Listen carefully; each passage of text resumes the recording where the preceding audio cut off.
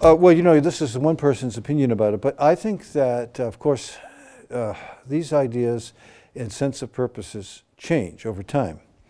But the central notion that we would like to have, or the world needs, multi-stakeholder platforms that are able to bring divergent interests together to raise the visibility of water resources and its importance, but its importance as a tool for all the other important activities that societies go through.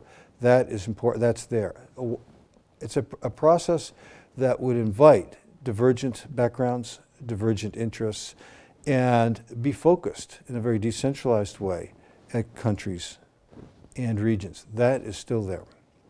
The activities that GWP got involved in changed over time.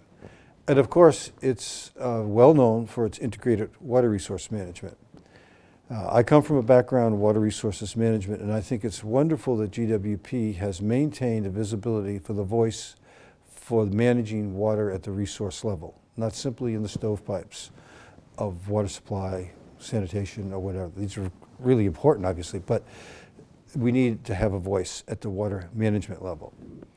But having done that, one of the things that GWP now has to do, I believe, has to put even some more meat or content or substance on what that IWRM means.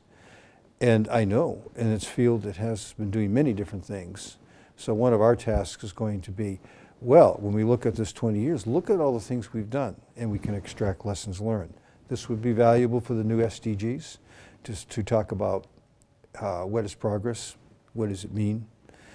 So the notion of how GWP talks about this will be changing.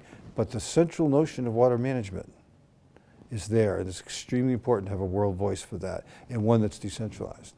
But there's new things in the world too.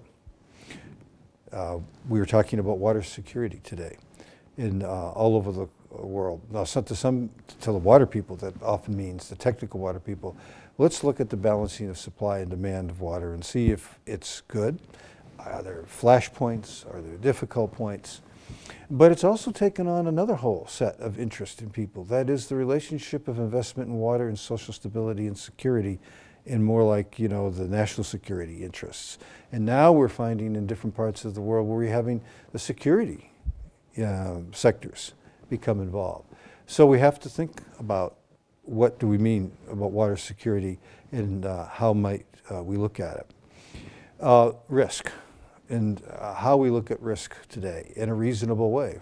Poor countries know there are risks, but you know, what's the characterization of this risk and what might we invest in?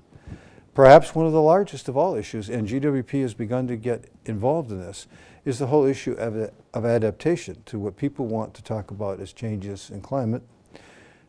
You know, there's a lot of arguments about how much change are humans causing the change and so forth.